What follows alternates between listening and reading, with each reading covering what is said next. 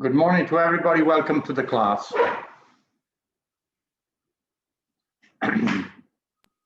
Good morning. Good morning. Good morning. Good morning, Galea. Good morning, Police. Good morning, Sayag.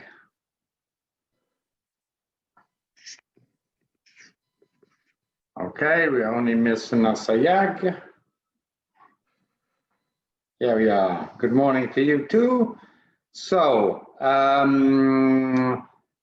let's.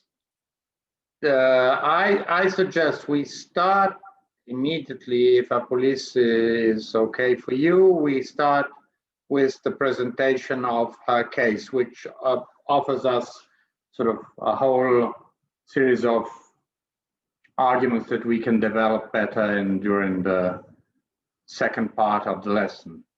So if you want to share your presentation. Yep.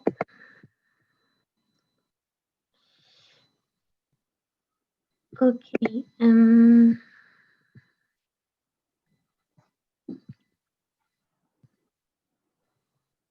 you see my screen?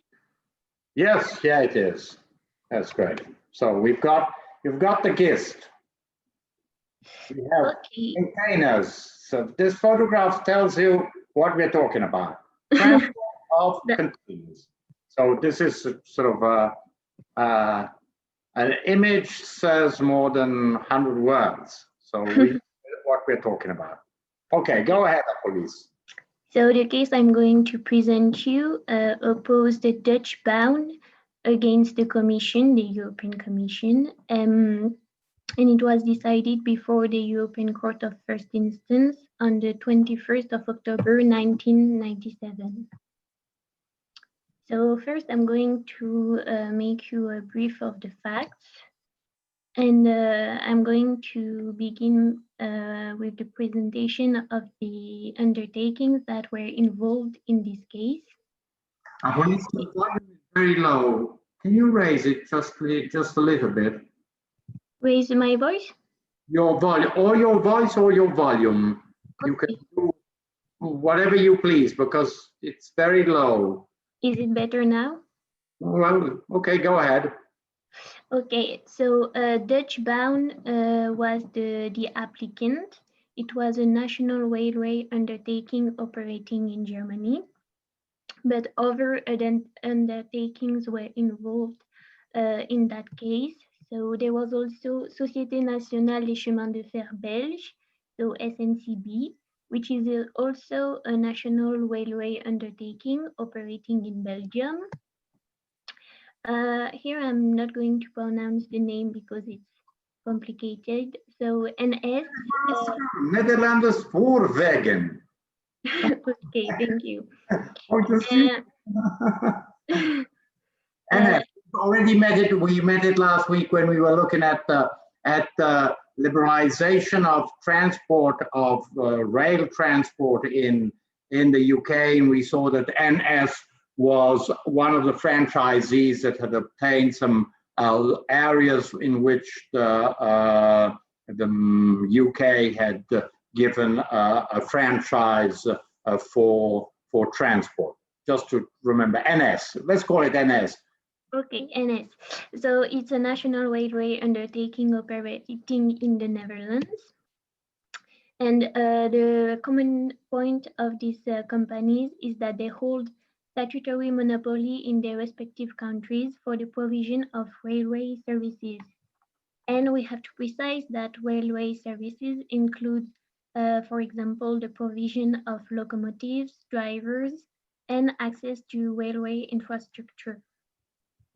And there were two other undertakings, so Intercontainer, which is a maritime container transport undertaking incorporated under Belgian law, and Transfracht, which is also a maritime container transport undertaking incorporated under German law and owned at 80% by DB. So these five undertakings all operate on the same sector, which is the transportation of maritime containers by rail. And so there was a specific organization which is as follows. Transfact affected the carriage passing through German ports, which we will call also northern ports, and Intercontainer affected the carriage passing through Belgian or Netherlands ports, also called western ports. And the fact is that on the 1st April of 1988, these 5 undertakings included the Maritime Container Network Agreement, that we will call MCN Agreement, aimed at setting up a cooperative network between them for the carriage by rail of maritime containers to or from Germany passing through the northern or western ports. So sorry, I can't pass to the next slide.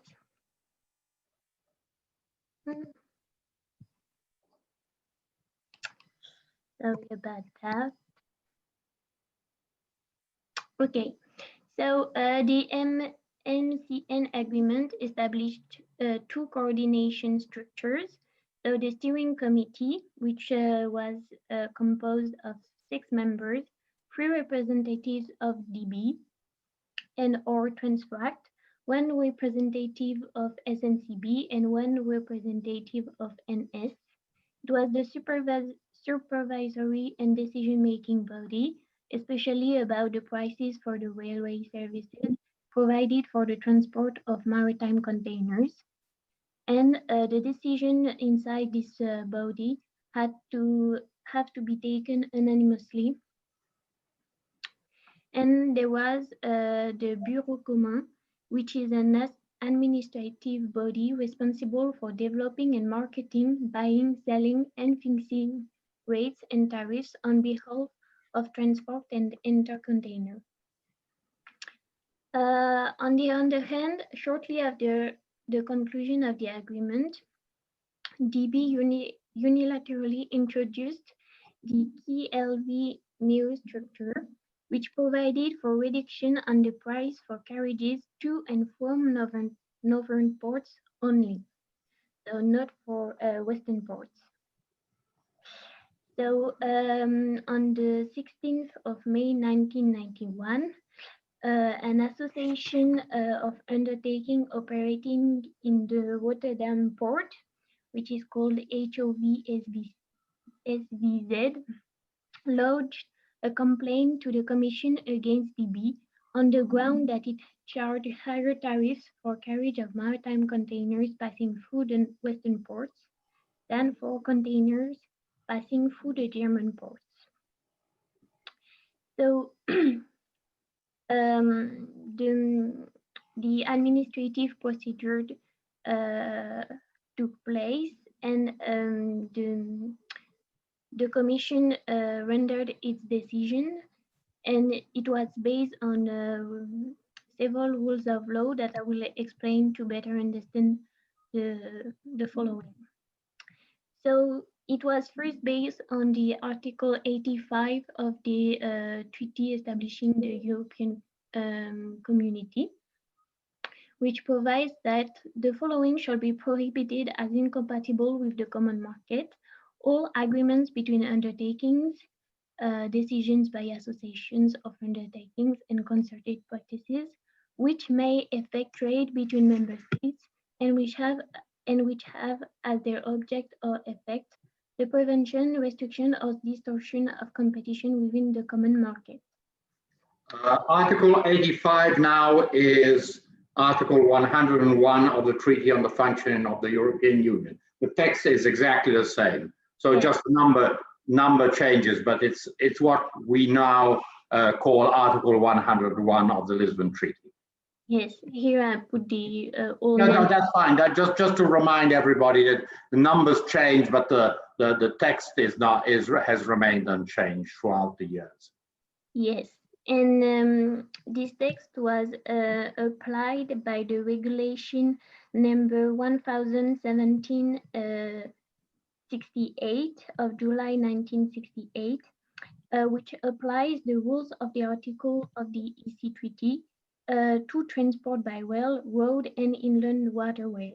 That's why the wording is exactly the same.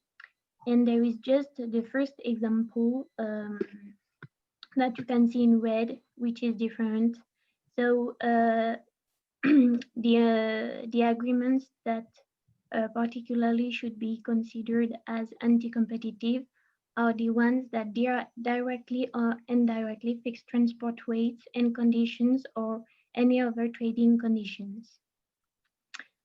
But these regulations also provide in Article 3 an exceptional rule for technical agreements.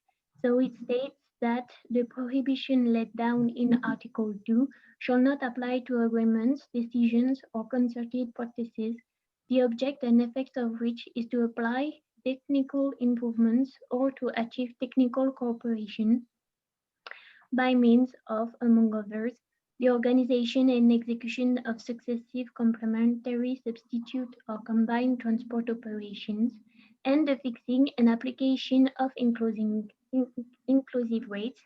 So it is what we are interested in, and conditions for such operations, including special competitive rates. This regulation also reproduced the general exception rule provided in the Article 85, paragraph 3.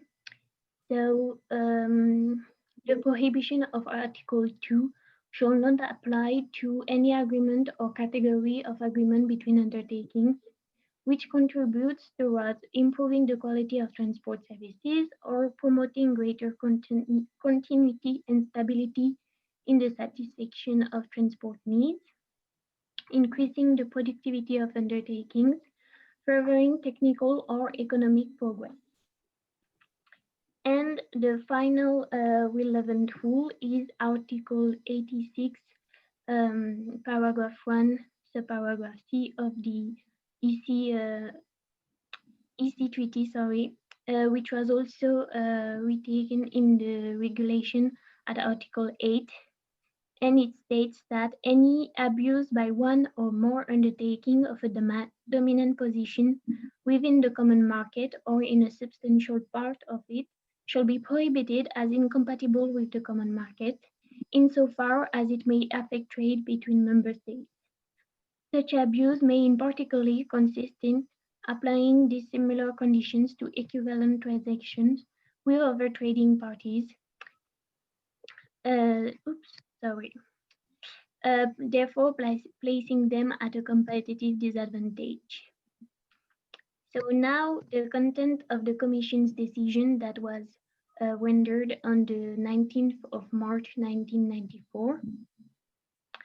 So the Commission first considers that the MCN agreement violated Article 85, paragraph 1 of the treaty establishing the European Community because it had the object and effect of restricting competition on the market for the inland transport seaborne containers between Germany territory and the ports situated between Antwerp and Hamburg. It states that the agreement eliminated competitions at 3 levels, so between intercontainer and Transvat, between DB, SNCB, and NS, and also between, on one hand, DB and NCB and NS, and on the other hand, Transvat and Intercontainer. It also states that the agreement created a barrier to entry to potential competitors to Transvat and Intercontainer. And it provides that the agreement is not covered by the exemptions provided for in Articles 3 and 5 of the regulation we just saw before. It also states, considering the conduct of DB, that the statutory monopoly DB held conferred it a dominant position on the market for the supply of rail transport services in Germany, and DB violated Article 86 of the EC Treaty in abusing that dominant position. We will see the precise arguments that were put forward by the Commission later, because it was the same in the Commission, in the decision and during the hearing. And consequently, the Commission imposed a fine of 8 million European Economic Unit upon DB because of the infringement of Article 86. All the more so as this infringement was particularly serious as it impeded the development of rail transport. So now the procedure starting from this decision to the hearing before the court. So the applicant brought an action before the European Court of First Instance on 14th of June 1994 and requested that the court annul the Commission's decision, at least insofar as it imposes a fine, or at least reduce the amount of the fine. The court decided to open a novel procedure without any preparatory inquiry. The hearing took place on the 28th of January 1997, and the decision of the European Court of First Instance was rendered on the 21st of October 1987. So here there were several arguments discussed by the parties. Fourth, and the first one was about the infringement of Article 85 of the EC Treaty, so about the MCN agreement. So DB, the applicant, argues that the MCN agreement is exempted from the prohibition of Article 2 of regulation because it is a technical agreement within the meaning of Article 3, paragraph 1, subparagraph C. It was meant to achieve cooperation in technical matters. It also claims that this article of the regulation, as well as a decision and a recommendation of the Council of the European Union, expressly allow railway undertakings to jointly fix tariffs for the combined transport of goods. It also complains that the Commission didn't apply Article 5 of the regulation. And finally, there was a mistake here.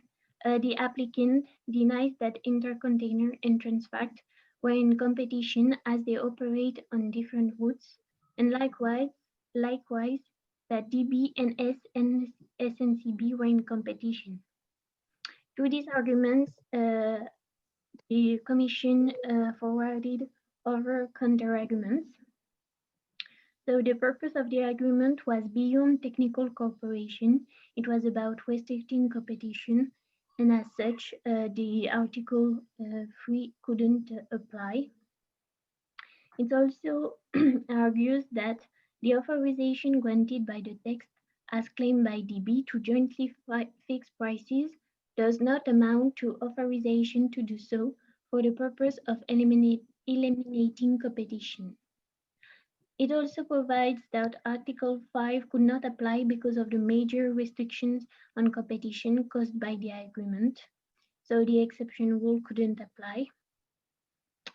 And it characterized a genuine competition between the undertakings because DB and Transfact had an interest in effecting as many transport operations as possible on journeys to the northern ports, whereas NS and SNCB and Intercontainer had this same interest towards the west.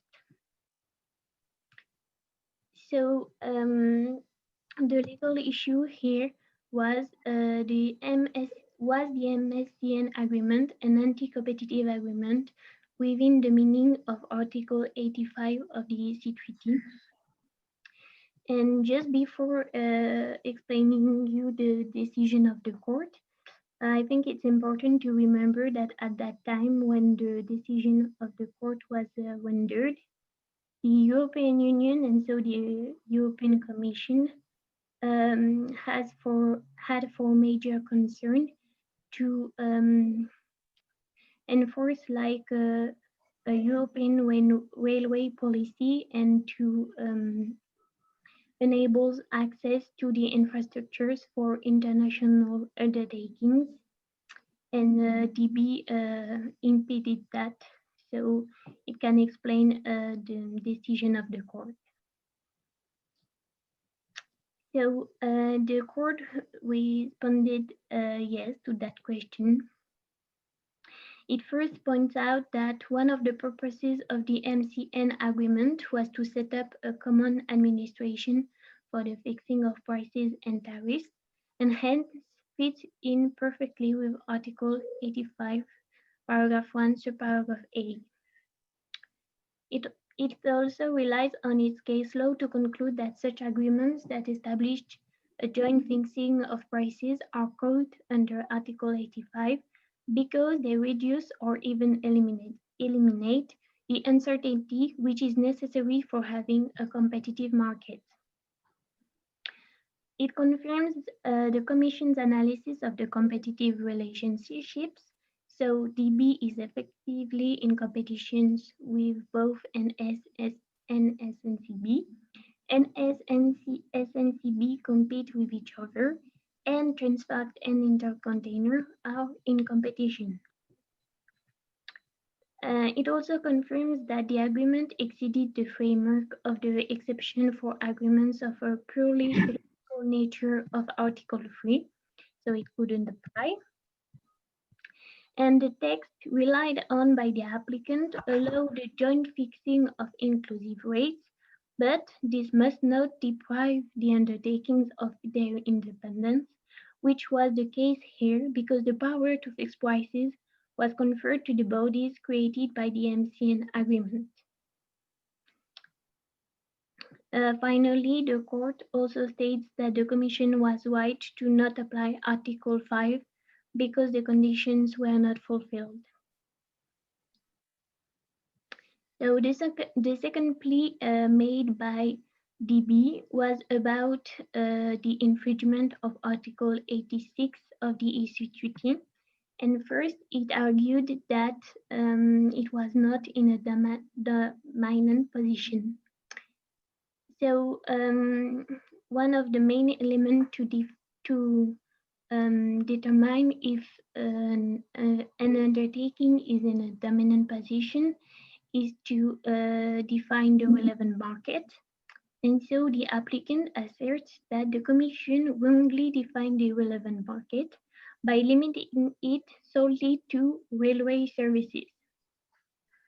It considers, on the contrary, that the relevant market covers carriage of maritime containers by rail, but also by road and inland waterway, because a great majority of container forwarding agents consider that these modes of transport are interchangeable with each other, which is the interchangeability is a main criteria to define the relevant market.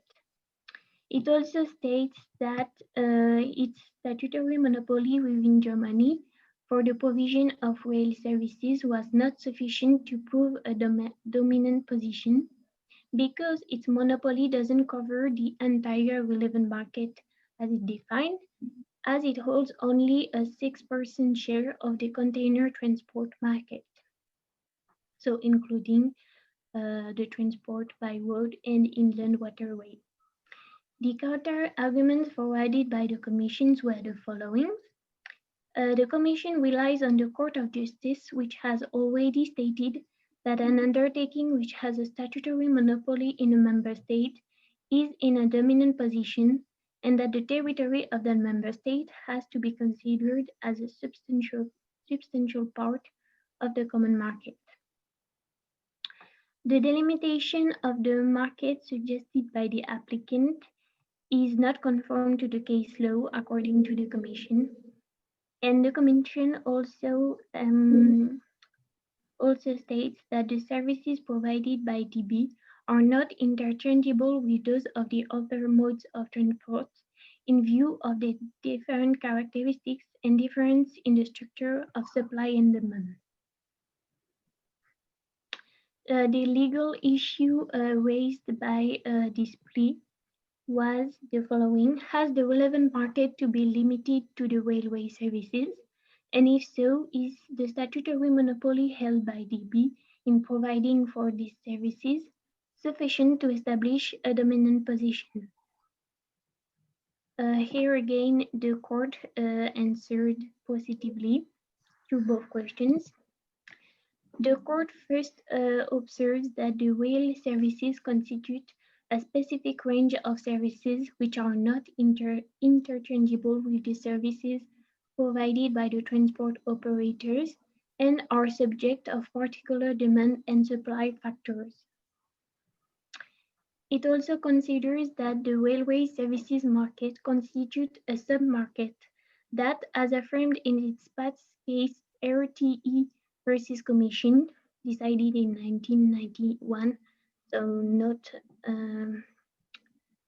not a long time ago, must be considered to be a distinct product market from the rail transport market. It concludes that the Commission had well defined the relevant market, so only limited to railway services. And the court also confirms that the statutory monopoly held by the applicant on the railway services in Germany is sufficient to consider that it was in a dominant position.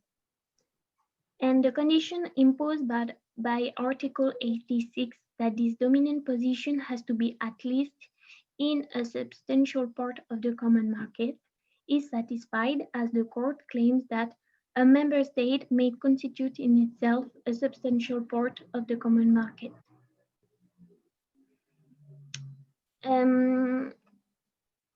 The applicant also discussed about the abuse of a dominant position, even if it considered that it was not in a dominant position. So it first claims that the criticism about the tariffs being higher for carriage to and from Western ports than for carriage to and from Northern ports should be addressed to Intercontainer. It should not be held responsible for these higher tariffs. It proclaims that its tariffs charged for the provision of rail services to Intercontainer have always been lower than the tariffs it charged to transport. And here it is important to note that DB had said the complete opposite during the administrative procedure, where it had not denied that it charged higher prices to Intercontainer than for transport. So it changed its argument during the procedure. The applicant also denies having blocked the decision within the steering committee related to the implementation of a reduction of Intercontainer tariffs, and asserts that if the undertakings were not satisfied with the decisions taken, they could terminate the agreement at any time. It also states that the higher tariffs applied on the Western journey were objectively justified by first, a difference in the competitive situation, and secondly, in the cost induced by the journeys, because it says that regarding the competitive situation, that DB had to charge lower prices for carriage by rail from and to northern ports to be able to compete with the road holders and inland water rail transport operators on western journeys whose tariffs are low. And to compensate these low prices for northern journeys, DB explains that it had to implement higher tariffs on the western journeys to Intercontainers. And it also put forward concerning the difference in cost that the western journeys induce more cost in terms of number and duration of the shunting operations, custom formalities, the time worked by the crews and the length of time during which locomotives and wagons are used. And therefore, even if the length of the journeys are identical, it does not mean that the costs are equal. So the applicant concludes that the tariffs were not discriminatory. And it also argues that the Commission did not establish that the reduction of prices implemented by the QLV new structure was not economically justified. And sorry. Okay. So the counter arguments forwarded by the Commission. So here it is the same arguments that in the decision of the Commission. So the Commission considers that the carriage by intercontainer from and to Western ports and the carriage by transfact from and to Northern ports are equivalent transactions within the meaning of Article 86. But the differences between the rates per kilometer charged for intercontainer and those charged for transfact are dissimilar conditions that cannot be objectively justified. So here it met the conditions of the subparagraph C of Article 86. It also says that the fiercer competition alleged by the applicant from road haulage and inland waterway on journeys via the western ports could justify a difference in prices, but only in the opposite sense. So lower tariffs for carriage by rail from and to western ports than for journeys via the northern ports. So the opposite of what the applicant stated. It also states that the argument made by the applicant is irrelevant because DB was not in competition with road hauliers and inland waterway transport operators. And it claims that no logical relation was established between the transport cost and tariffs. Concerning the powers of DB inside the steering committee, the Commission claims that DB had the power to block decisions because of the composition of the steering committee, as it had a free representative on 6, and DB abused of that power to block decisions, and in particularly to block the reductions on intercontainer tariffs. The other undertakings of the agreements expressed their dissatisfaction with the attitude adopted by DB. The legal issue raised here was the following: did the applicant abuse its dominant position while implementing different tariffs for intercontainer and transfact? And here again, it was a positive answer from the court. The court first defines the abuse of a dominant position as a dominant undertaking strengthening its position by using methods other than those which come within the scope of competition on the basis of quality. And such methods include applying artificial price differences. The court also holds that DB was responsible for fixing tariffs in the steering committee, so as the Commission said before, and thus took advantage of that position for maintaining the differences in tariffs. It also states that the KLV new structure implemented by DB led to a decrease in rates which only benefited for the transport operators passing through German ports. So here it was a discrimination against the Western ports. And it confirms that the difference between the rates per kilometer applicable to carriage via the Western ports and via the Northern ports resulted in the application of dissimilar conditions for equivalent transactions. So it was a discriminatory conduct. It also claims about the difference in cost, that the specific cost induced by the Western journeys represent only a small part of the cost for the provided services and therefore can justify the price differences. The first plea of the applicant was about an infringement from the Commission of its rights to the defense because the applicant alleged that these infringements come from the fact that the Commission refused its request to consult its file at the Commission after the notification of the decision and considers that this consultation was essential for its counsel to prepare properly for the trial. The applicant also complains about the Commission explaining its refusal by the fact that the DB Council had consulted the file during the pre-litigation procedure without taking into account the change of identity of the applicant. The applicant relies on AWS Benelux against Commission case, which had stated that when a fine is to be imposed on an undertaking, which is considered liable for the infringement committed by another undertaking, the Commission's decision must provide a detailed account of the grounds for holding the former liable for the infringement.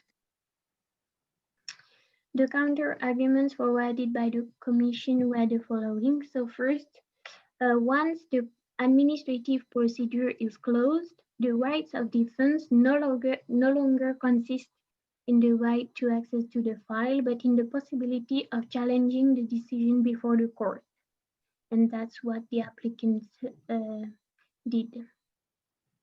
And it also states that the change of identity of the undertaking is irrelevant because the applicant is DB's successor, both in economic and legal terms, and thus their rights and obligations can be assimilated. So the DB's counsel had already consulted the file, so the Commission considered that it no longer benefits from this right. The legal issue raised here was, does the refusal of the Commission to grant the applicant access to its file after the notification of the decision constitute a breach of an essential procedural requirement that vitiates the validity of the decision? And here it is a negative answer from the court, but so it's against the applicant. The court rejects the plea, arguing that as the applicant's request for access to the file post-dated the adoption and notification of the decision, the legality of this decision cannot be affected by the Commission's refusal. The court also states that the applicant was not entitled to raise in the course of the proceedings the lack of adequate reasons for holding it responsible for the infringement committed by DB. And even if that complaint was upheld, the court considers that the applicant, being the successor of DB, is a sufficient reason to hold it responsible, and that was what advanced by the Commission. And the applicant also put forward arguments about to support the alternative claims for annulment or at least reduction of the fine. It first claims that the fine imposed offends the principle of proportionality for several reasons. The first one being that the Commission has never found an anti-competitive agreement in the field of rail transport, although it was perfectly aware of the practices of the railway undertakings. It also states that the amount of the fine is disproportionate to the gravity of the alleged infringement, because if the tariffs policy implemented by DB was discriminatory, the negative effects on the market didn't occur. And besides, it also complains that the amount of the fine was based on DB's total turnover and not only on the turnover made by DB for carriage of containers. So it was based on all the market um, operated by DB. And the counter arguments provided by the Commission was first, that the amount of the fine was justified because DB deliberately implemented the discrimination by its tariff policy and it didn't show itself willing to bring it to an end. And this policy, contrary to what the applicant claimed, had serious adverse effects, particularly the decrease of 10% of the traffic via Western ports in only 2 years. So between 1989 and 1991. And it states that the fine imposed does not exceed the limits laid down in Regulation 1017. And the finding of the courts about these alternative claims, it rejected the request for the annulment or at least reduction of the fine. It considers first that the fine imposed upon DB corresponds to less than 0.1% of its turnover for 1993 and to less than 5% of its turnover in container traffic, so it perfectly fits the limit provided by the regulation of allowing the Commission to impose fines of up to 10% of the turnover. It also states that considering the deliberate character of the infringement, its duration of approximately 2 years and 10 months, and the serious restriction of competition resulting from it, the fine is not disproportionate. And finally, it says that the unprecedented nature of a decision cannot be pleaded as a ground for reduction of the fine. So therefore, the court dismisses the application. And that's it. Okay, thanks, Apollis. Can you go back to the slide where you have Article 5 of the regulation? Because I think this is important that we have that.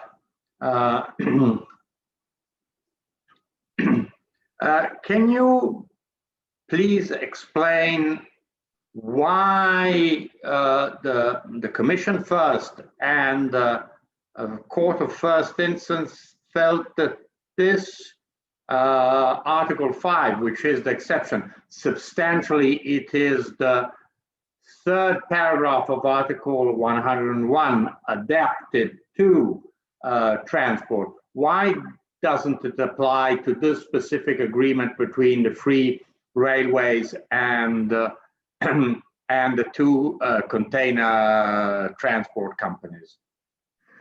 Both the Commission and the Court specifically retain that the conduct of DB didn't improve the quality of transport services, and it didn't increase the productivity of undertakings.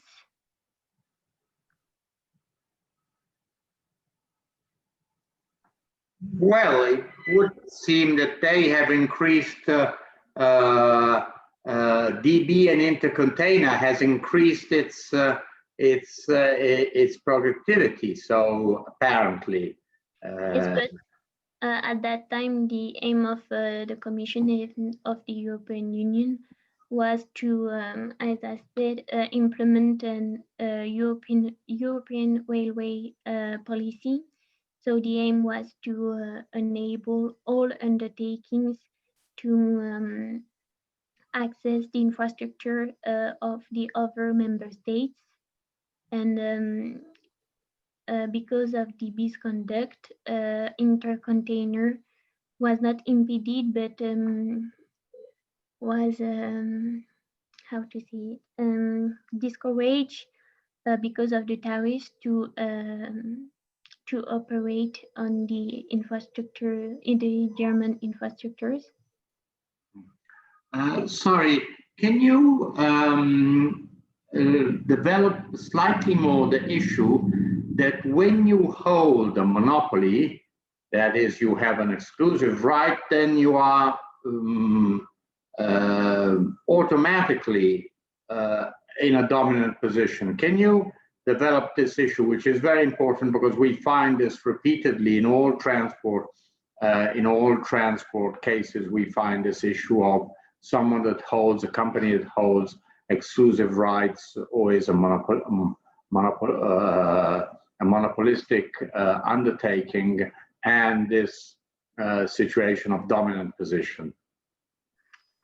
For the railway sector, I think it's because the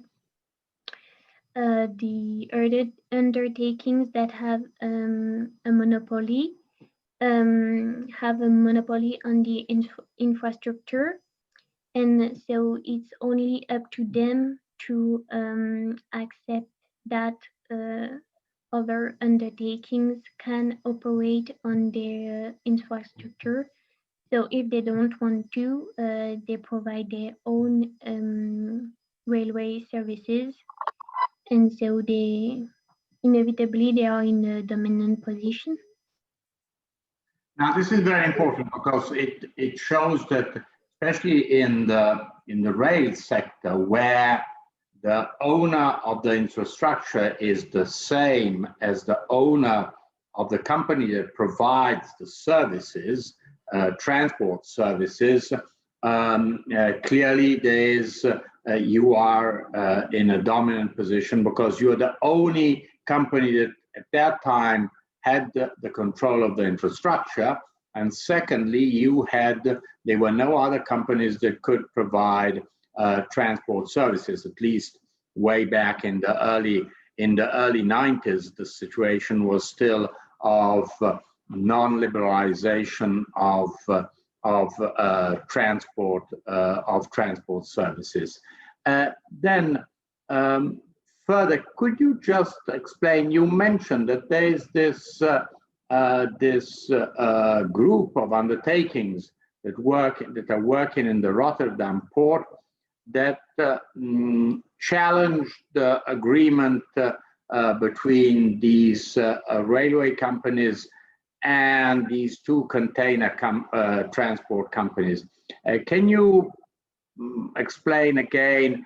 What is the reason of their complaint? Why is this group of undertakings in the Rotterdam port, why are they complaining?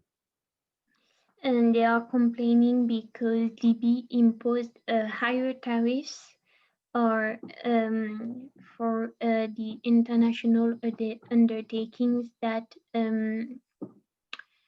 carried containers from and to Western ports, and and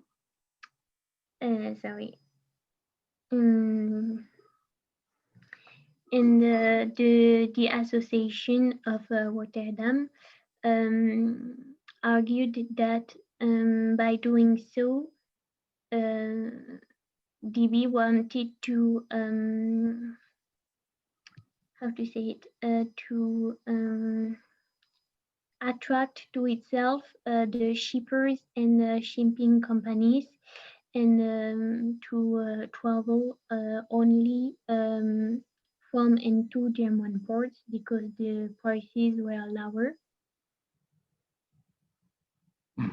Okay, now this case is I think we can stop here with the presentation just to make a few comments, so you can remove the slides. This decision is important because it shows the kind of relation that you find among many players of a transport network. First of all, you see that this is typically intermodal. Apolis has just mentioned shippers. So what are you trying to do? Ports provide services for shipping companies. And so they try to attract shipping companies, and because the more traffic they attract, the more obviously they get paid. So this is the first element. So you see the whole maritime sector is indirectly involved by a decision taken by a railway company. So just to show you the interaction. Secondly, there are a certain amount of geographical elements that have to be considered, and that are very strongly related to what we've been calling natural monopolies. What do we have here? We have the four main ports on sort of Western Europe, northwestern Europe. We have Antwerp in Belgium, Rotterdam in the Netherlands, Bremerhaven and Hamburg in Germany. And if you look at the size of these four ports, well, they have an enormous amount. They're very, very strong. You have to go very much down. You have to see what there is in France, Le Havre, for example. But it is obviously it is a great disadvantage, because if you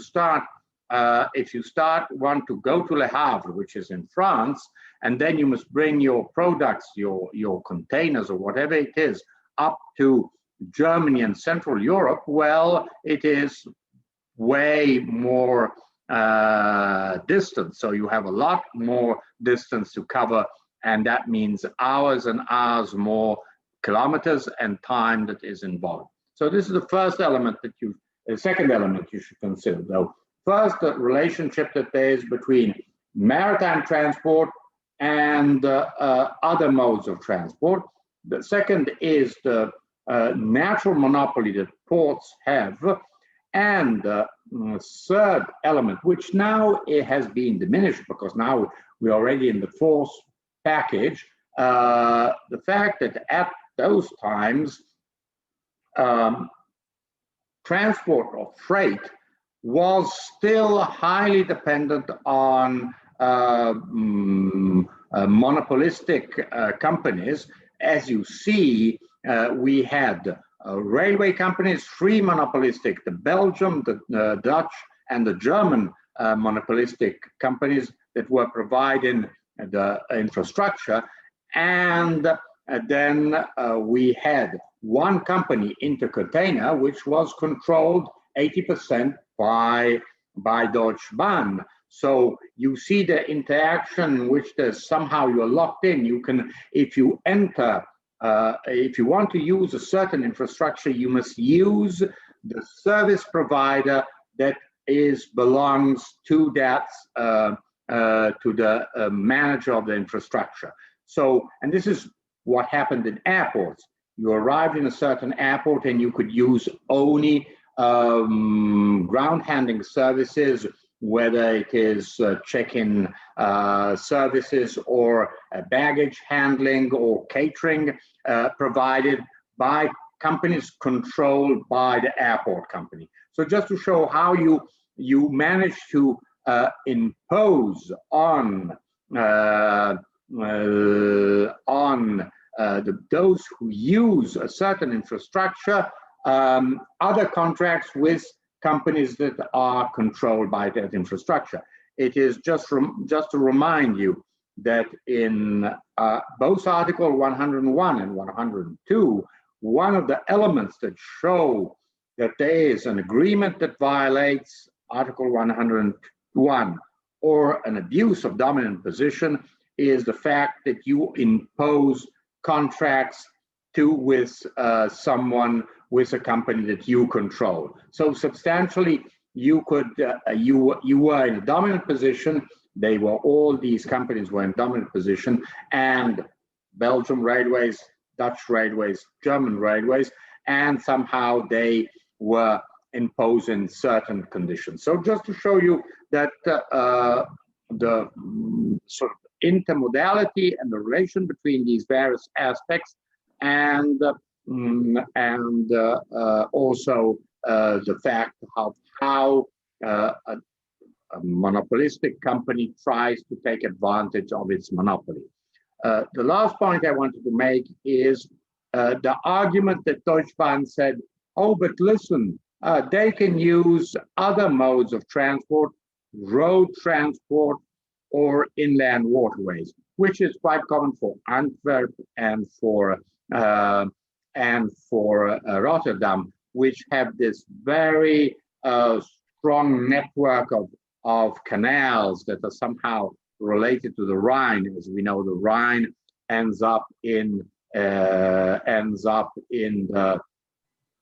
Netherlands, but we see other rivers that are connected to the inland waterway network, and which are very efficient in that part of northwestern Europe.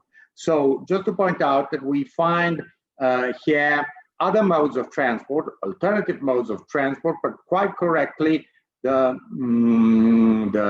Commission first and the Court of Justice afterwards say they're not interchangeable, because when you put a container, you could put a container on a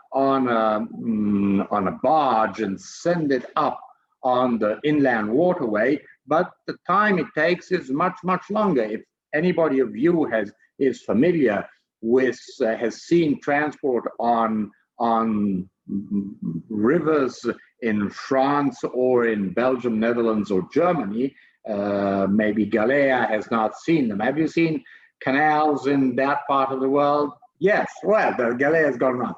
And they go there. You see these barges, what French called péniche. You know, these barges go along on the river, the canal. They're very nice. And there's someone there with an armchair, with a smoking. There's a dog. They have a TV set. But they go very slowly. They go sort of not more than 3, 4, 5 kilometers per hour. They go very slowly. So obviously, it is not. This works if you have to transfer bulk, typically sand, cement, other not sort of materials that are not perishable and that are there's no hurry. But if you have goods that must reach the market, just think of a container that has computers and that must be sold for Black Friday, just to make it a very stupid example of, you know, computers that have arrived from China, and you must put them on the shelves, or you must be able to sell them online. Obviously, time is very important. So barges inland waterways are not interchangeable. Secondly, road transport, which is very much used, but road transport, if you look at a lorry that carries a container, it can carry only one container. A train can carry, well, 50, 60 containers.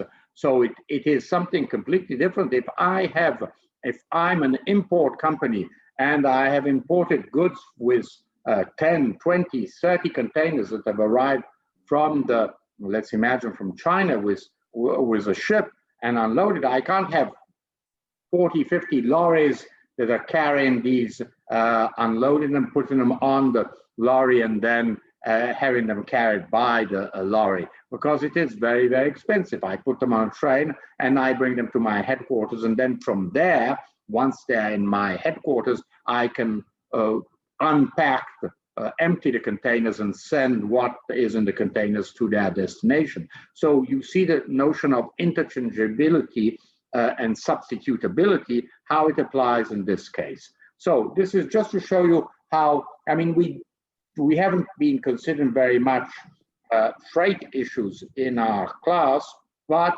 it shows you how everything is connected. Shipping, ports, rail, road, everything is very much connected. Now, let's move to go on the rail sector. Just one second, just let me Sorry.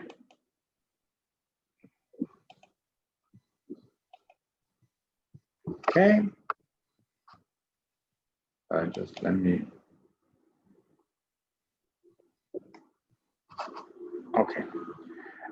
So let's go on with the analysis of the railway sector. I won't make it too long because then we have a whole lot of other topics. Just to show you what you've seen most of the main aspects in the previous slides that I sent you, the first slides on the railway sector. Yeah, we'll just focus slightly more on certain aspects. Just to remind you, obviously, we are talking of a regulated sector, and therefore, in order to enter this market, you need a license. So if you want to operate railway services, you need a license. And so just to look at one of the second last bullet point, requirements related to good repute, financial fitness, professional competence, and insurance cover for civil liability. More or less, as you see, we are replicating what we found for an airline license. To have an airline license, you need these, obviously, good repute, financial fitness, professional competence, and clearly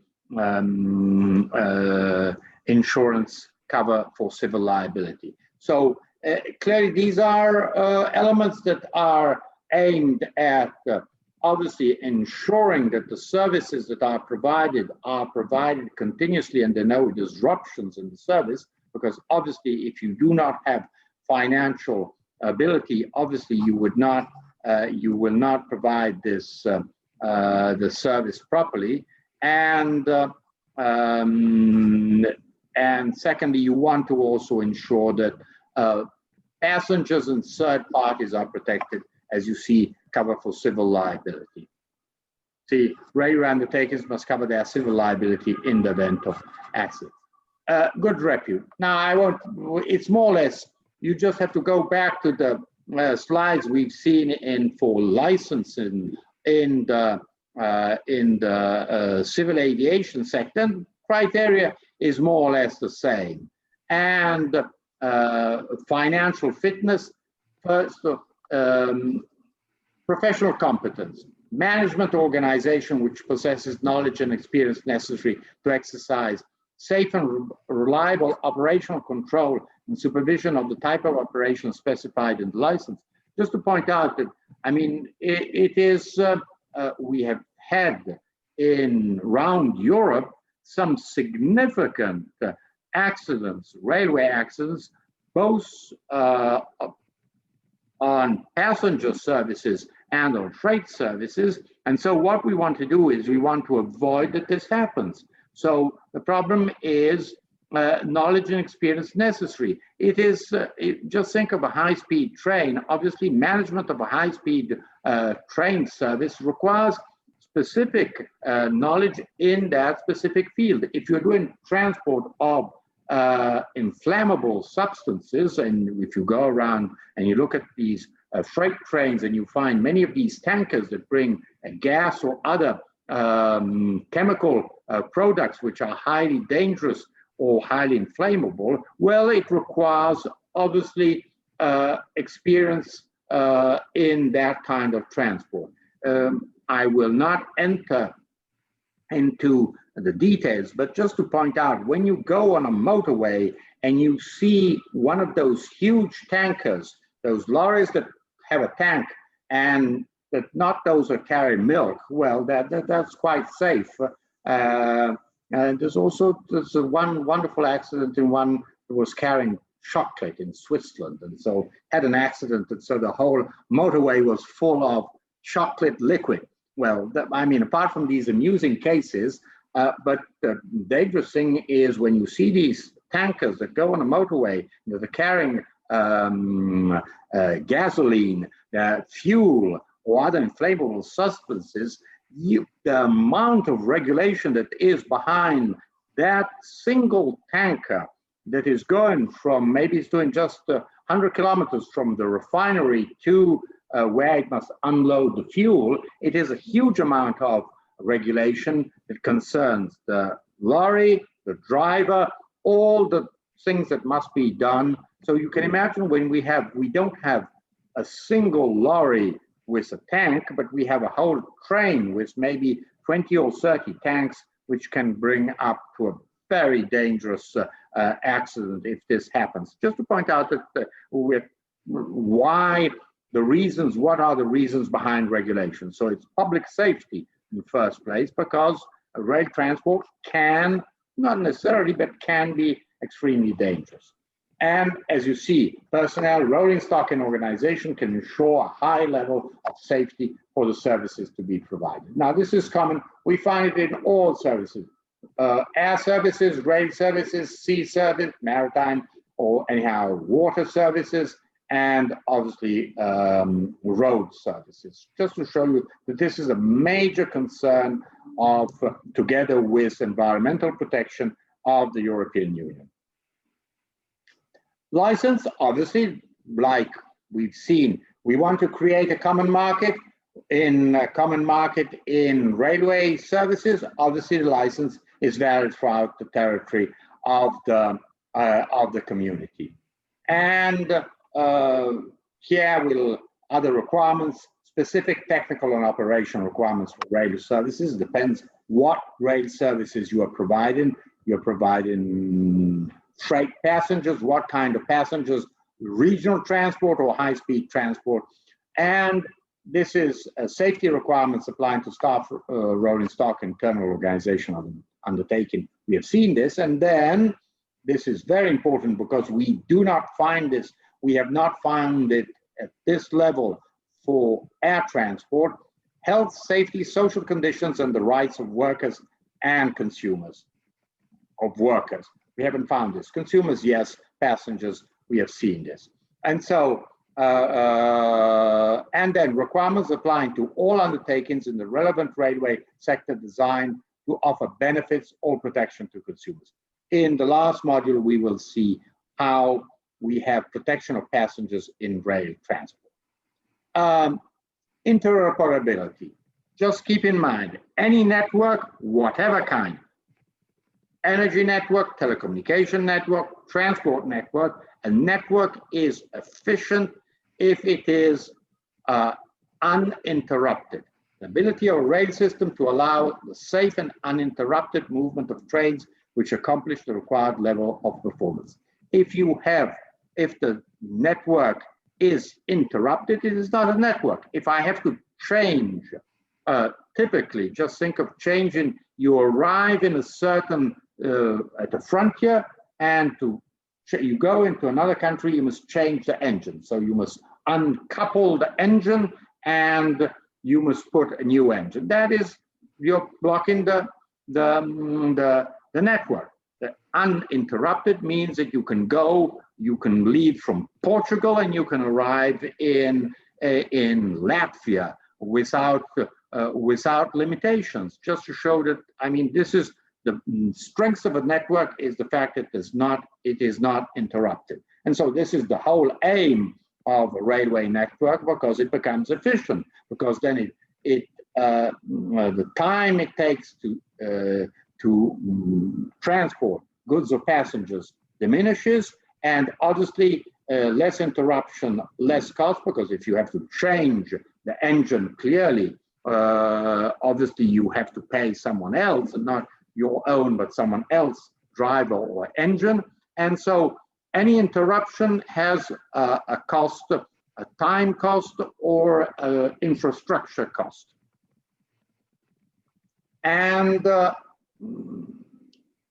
safety certificate, obviously, that is quite clear, as we have the safety certificate when it comes to management of an airline. Obviously, we want the same thing for a rail company. So it just mirrors the European Commission has substantially replicated for rail transport many, not all, many aspects that we have found in air transport. Now, what is this? Now, European Union Agency for Railways, ERA. So it was established in 2004 with the main aim of increasing safety, improving the level of interoperability of the European railway system. And in the fourth package, this agency has been substantially changed, just as in the, we have created, we've seen it in the last, when we were looking at the single European skies, we've seen the creation of the European Aviation Safety Agency, which is based in Cologne. In the fourth package, 2016, we have seen the creation of a new agency for railways, which has, however, maintains the same acronym, ERA. Its denomination is different, but the acronym is always ERA. Now let's look at how the ERA was created in 2004. So it was contribute to the further development of effective functioning of a single European railway area without frontiers by guaranteeing a high level of railway safety and interoperability while improving the competitive position of the railway sector.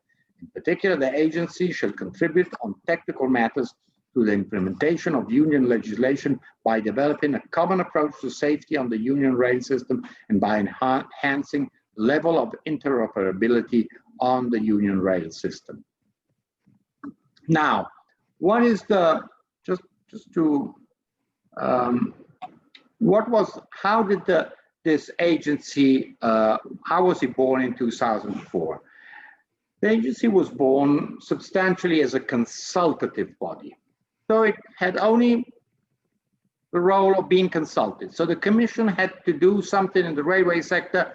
It consulted the European Railway Agency, asking its advice. Now, this advice could be followed or could be disregarded. It was not mandatory. So it was an agency, like we have many agencies, which are ancillary to lawmaking in the European Union. So they're just a body, but they're not, they're only indirectly involved. They don't fix the rules.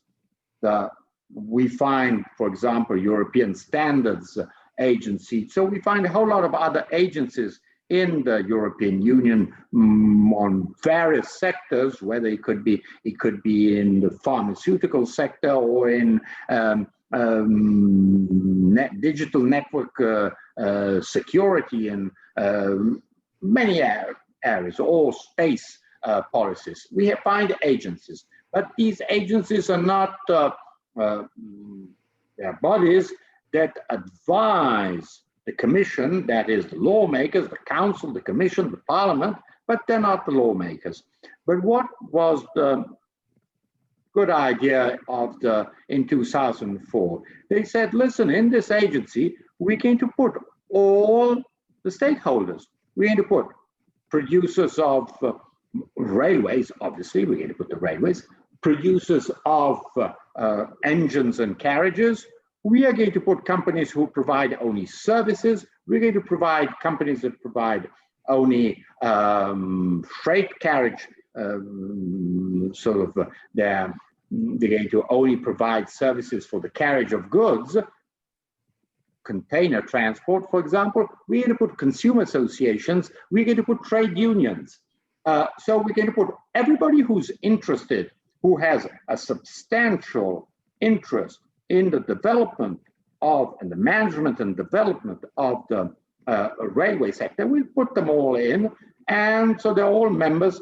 And so what great advantage was, when the Commission asked the ERA for an advice, well, the ERA provided advice which had been substantially found a consensus among the various stakeholders of the sector, going from the companies, from the undertakings to trade unions, from the producers to consumers, and therefore the Commission was pretty sure that that kind of that kind of advice was something that would have not found opposition in when it tried to pass its legislation. So this was sort of how the European Railway Agency worked until 2016.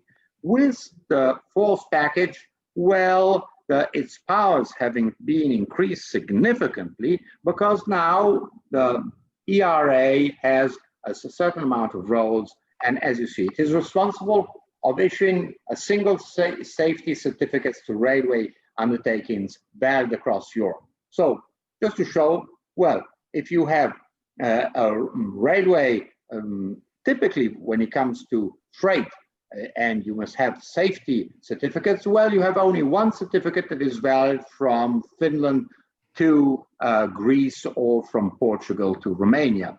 So just to point out that this has, so you see the issues, it has very strong administrative powers. And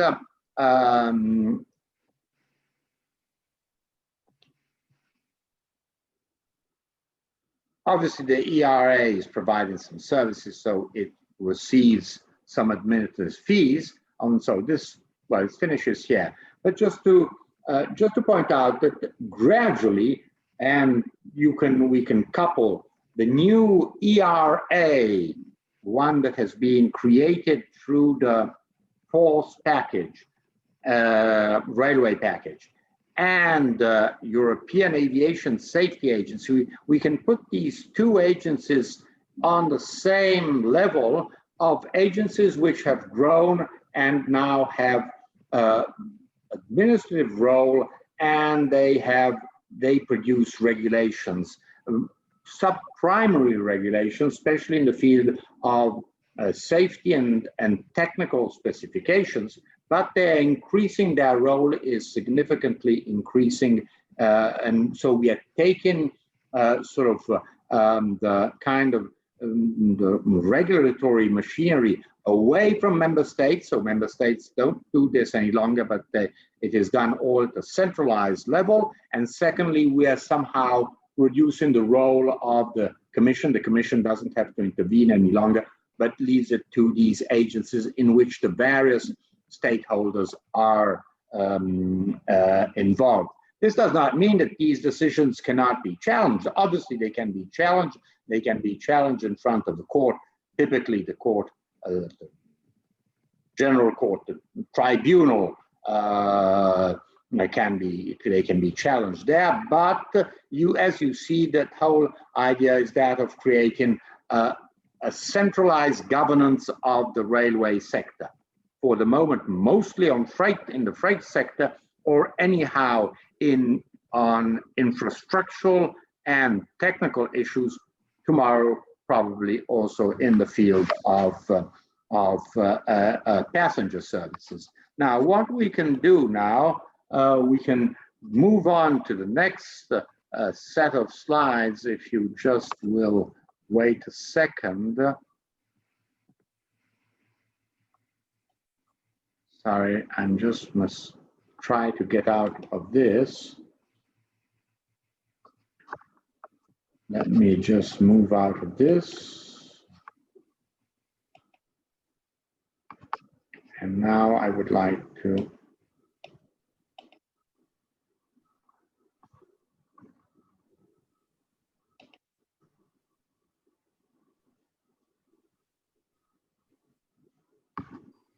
okay.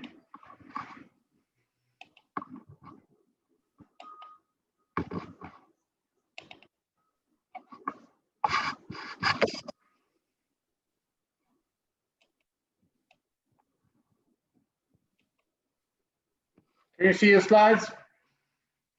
Okay. So unbundling, just to remind you, what happened is that clearly we had the infrastructure and the services were provided by the same company, and therefore the whole idea was that of unbundling the infrastructure from the services provided on the infrastructure. We found this on airport. Airport had managed, obviously they managed the airport, runways, the control tower, but they provided all the other services. So the whole idea was that of unbundling. So you manage the sort of landing and takeoff, and that's surely your business, but many other services, catering, fueling, check-in, baggages, well, that can be unbundled and given to competition. In vertical integration, both networks and services are owned and operated by an incumbent. So you had Société Nationale Chemin de Fer, the French railway, Deutsche Bahn, Ferrovie dello Stato, that was held the infrastructure, the rails, and was providing railway services, both freight and passenger. So unbundling means separating operations from infrastructure management. Obviously, just think of what we saw has been introduced in the air sector. For example, we've seen when we're looking at state aid to airports, we said, well, if there's state aid for firemen, security, certain expenses, customs, police, well, that surely is a state expense that cannot be, for which the airport can be paid for. But the airport must keep separation of accounts. So you want to avoid what we've always seen, cross-subsidization. So in this case, the railway undertaking, the undertaking that holds the infrastructure, receives money from the state for the infrastructure, but must not use it to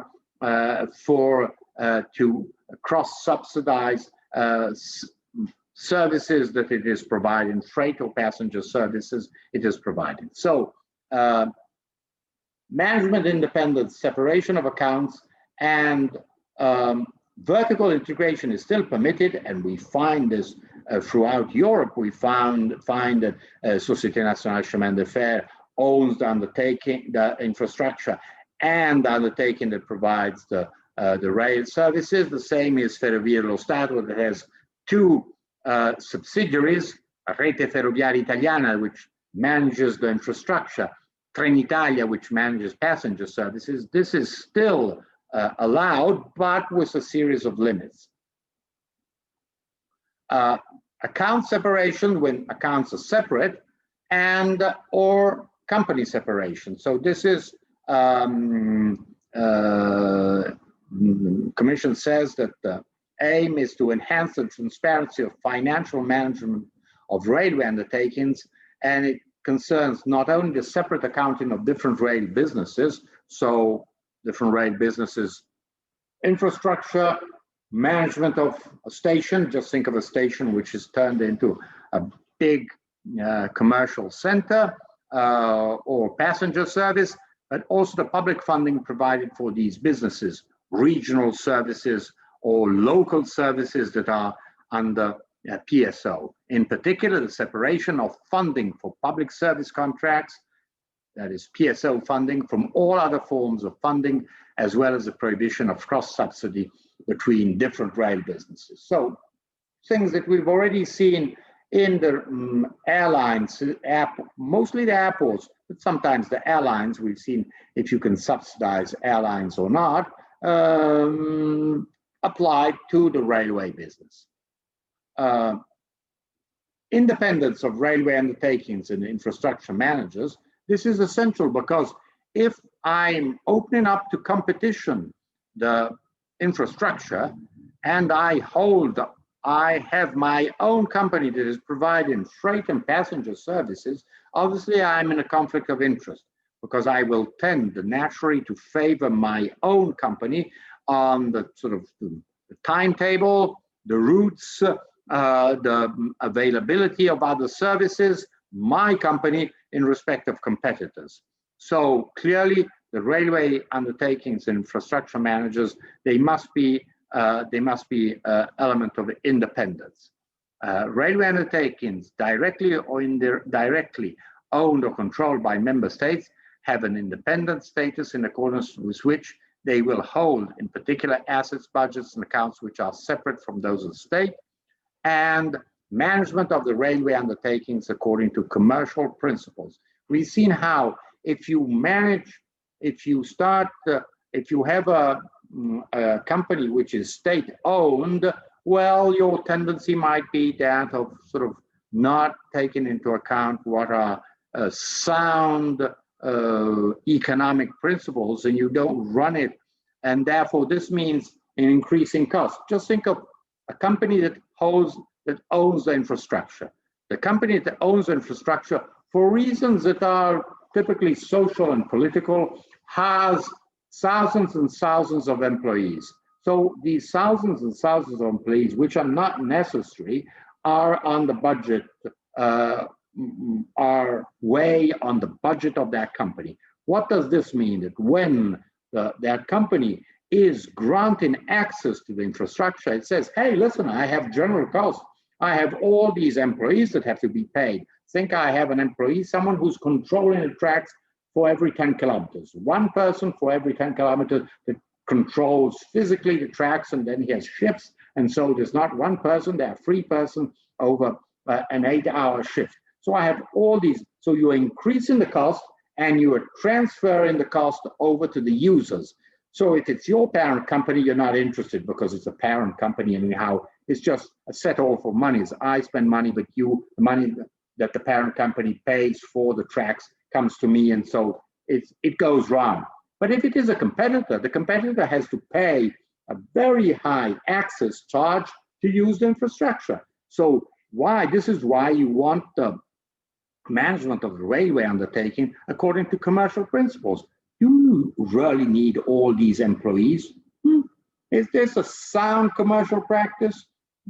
Probably they say no, a well-run company would not have all these employees. You may have very good social reasons to favor employment, but you can't transfer the cost of these social policies onto your competitors. This is the main concern that happens in the railway sector. So as you see, railway undertakings shall be managed according to the principles which apply to commercial companies irrespective of their ownership. So the fact that they're publicly owned, they're owned by the state, is quite irrelevant. They must be managed according to sound principles. Obviously, you have to take into account a certain amount of aspect. Maybe you have more obligations as you are a company which is significantly devoted to public service provision services. So many of the services provided by a railway company are somehow addressed to ensure certain social needs in transport, but this cannot mean that you can just spend as much as you want and say, oh, but this helps me keep competitors off my tracks, so they can't enter the market because they can't offer services because it costs too much. So what are the activity and status of the infrastructure manager? Essential function.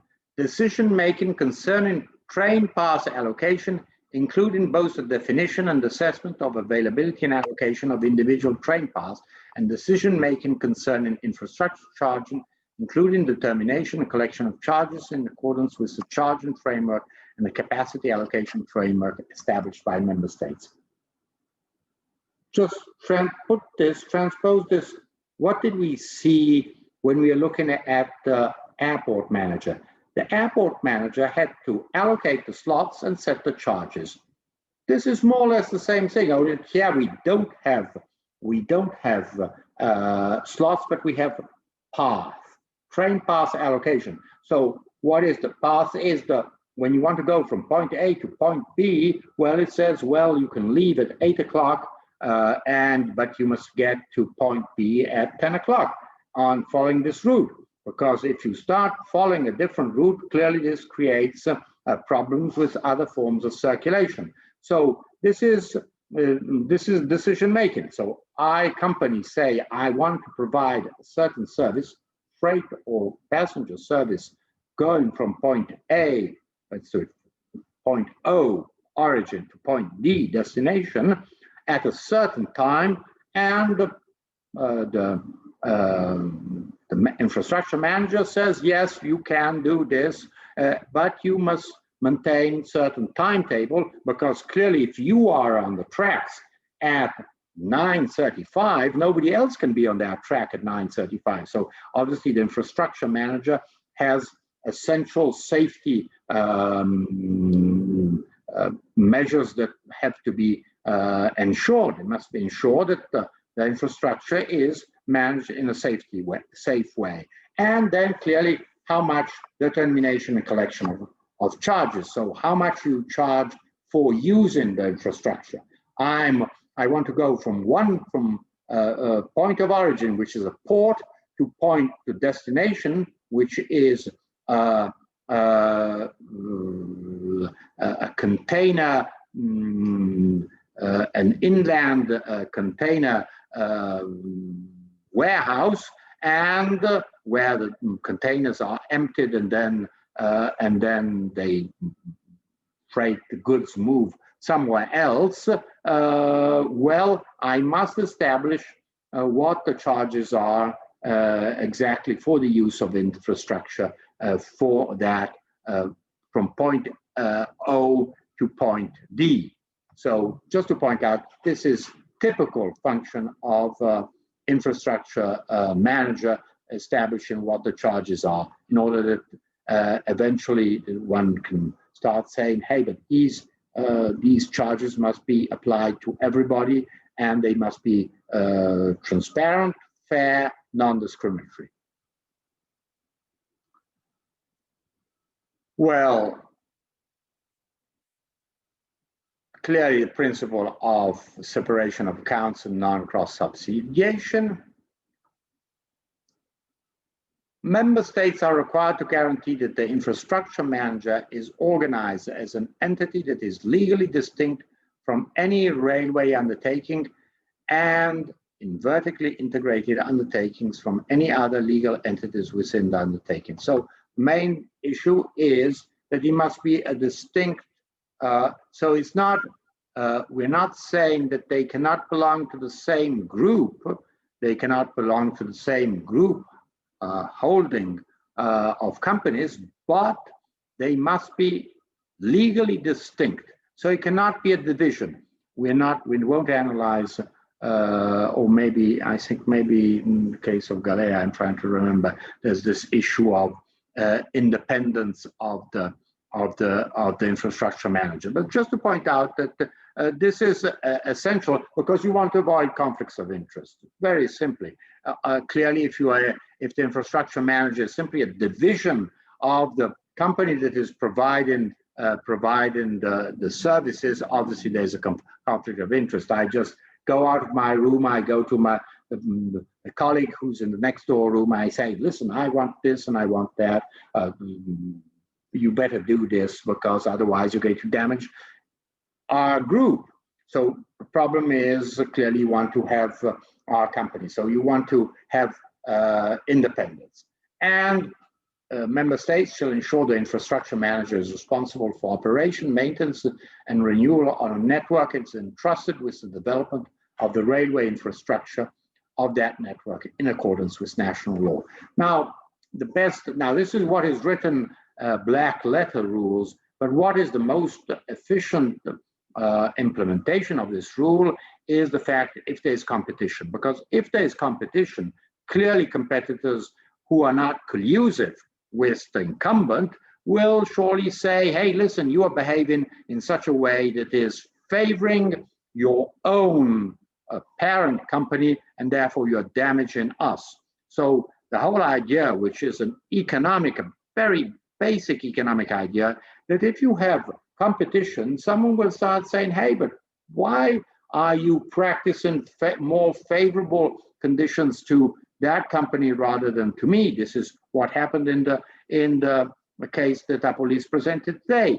A competing company in the Rotterdam port say, hey, listen, they're sort of this is an agreement that somehow favors Bremerhaven and Hamburg, and is damaging us in Rotterdam. So you see that if there's competition, there's someone who has an interest in having a different kind of management and a fair, non-discriminatory management. We can just a forced railway package, impartiality in respect of traffic management and maintenance planning. So that's very clear. Obviously, you cannot say, well, we're going to do maintenance only when the competitors' trains are traveling. So sorry very much, your train is canceled because we have maintenance on track. So obviously, principle of non-discrimination, possibility of outsourcing and sharing its functions. So this kind of activity could be hypothetically given to some private company. I mean, in a future not too distant, when there is a real trans-European network of railways, probably we could have something similar to what Eurocontrol does for air traffic management in Europe. So what happens is you need some kind of body that manages high-speed transport that goes from Madrid to Frankfurt. Now, three countries. By the way, I'll show you this very brief film. This Hyperloop has come out. Virgin but it's also Tesla, also Elon Musk, which are experimenting this idea of the Hyperloop. This Hyperloop is something incredible. It seems science fiction. It goes at 1,000 kilometers per hour. It goes on a vacuum. I'll show you how it works. It could be a future. Maybe not so much in Europe. More, you need lots of open space to build the Hyperloop. But if you think of a terrestrial system that moves at 1,000 kilometers per hour, well, you realize that this means that you go from Madrid to Paris in 1 hour. Well, that's it. No plane, no train, Hyperloop. I'll show you I'll see tomorrow. I'll just show you this first test that Virgin did in the US this weekend. So I think this weekend. So it's interesting just to show you that if we're looking at a sort of trans-European transport, well, we could imagine that they could be independent, some body that controls and allocates paths and charges throughout Europe. And the coordination mechanisms, obviously, if transport is transnational transport, you need coordination. And requires member states to build a European network of infrastructure managers in order to allow an efficient and effective coordination between them. This is what we want. I mean, we would like that there's high-speed trains, once we resume travel, that can travel very easily from one country to another and not with too many difficulties. This is why we want this European network of infrastructure managers. I'll stop here, but just to show you that what direction we were moving in, and we were unfortunately blocked in this development because 2020 should have been sort of groundbreaking year for all these elements in the package and on trans-European, especially high-speed passenger services. But we'll develop these topics again tomorrow. Tomorrow we have, however, a case presented by Asayag, which is another typical case of incumbent that wants to prevent a competitor from entering the market. But we'll see this, we'll discuss this tomorrow. Questions? Any questions? Oh, okay, then see you tomorrow, 2:15, 2:15. Okay? Thank you. Bye. Thank you. Bye.